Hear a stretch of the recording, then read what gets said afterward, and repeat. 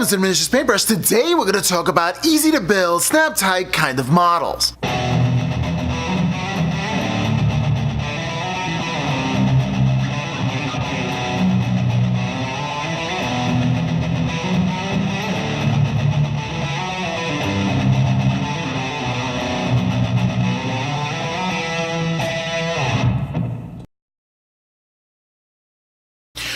Alright, so you come across a model that has this little sign in here that says easy to build.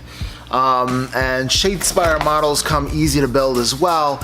And, well, some of these models may or may not require glue, such in the case of snap-tight models, for instance.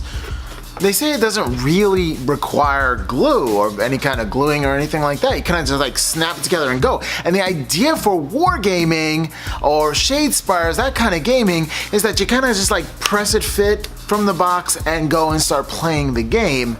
Or you have that snap-tight model and you have a younger generation where, you know, they don't want to mess around with all those chemicals within the glue and everything else, but they still want to enjoy modeling. So you kind of come up with these snap-tight, easy to build kind of models.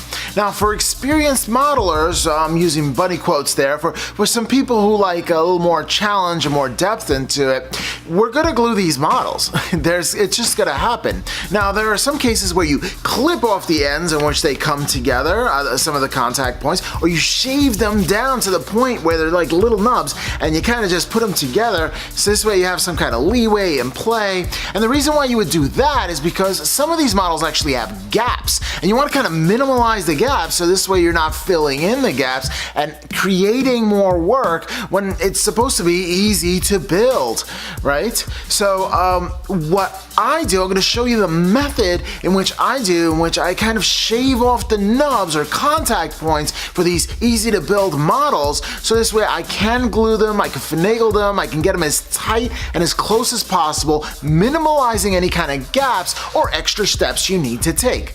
Let's go table down.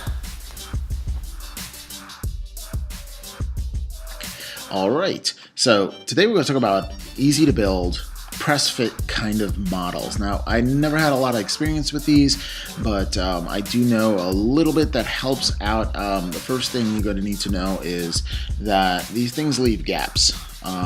And some models leave gaps, others don't, but these do definitely leave gaps. Also, where it press fits, usually what you want to do is, if you never wanted to paint it, you can just snap them together and they go together very, very well. But I find that if you do want to paint these models, that a little bit of cleaning up around the contact points helps it actually, you know, finagle through the holes, so this way it's an easier fit, plus it goes all the way into the press fit location, so this way gaps are minimal. And you want to minimize gaps because you really don't want to work with a lot of green stuff and everything else just to make something that's supposedly easier to build but actually becomes a bit of a pain. I do know that with the easier to build models, you actually have to, you know, it's a little more brushwork involved because you can't do everything in sub-assemblies. Like, I'm used to breaking everything down into sub-assemblies, and if you want to see how I do that, I'm going to put a link up here so you can check that out. So this way I'm trying to do sub-assemblies, although it's minimal at best, which means that I have to get into some of the crevices with my brush. Now the good thing is these models here are GW models, Games Workshop models, so for the most part they really take this into consideration, like when you build it, how you're going to paint it. So you do that before they even cast the mold, which I'm very, very appreciative of. So easy to build, in my opinion, I can give or take, you know, easy to build or not.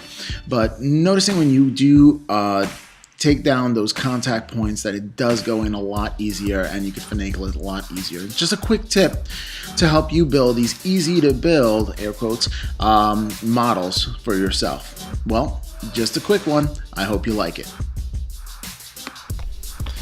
Now that's all there is to it. There's really not much to it to my methodology. All you have to do is kind of scrape the contact points, and this way when you put them together, two things. You eliminate as much gaps as possible, so you're eliminating that extra step and covering up those gaps with some kind of putty, and at the same time, when you do put some glue into there, it's actually going to fill out the places in which you carved out with the glue, getting a solid piece. So there's a lot of different benefits to doing that simple step in order to help your bills. Well, I hope you find this tip helpful, and if you do, like, share, and subscribe, and I'll catch you next time on the Miniatures Paintbrush.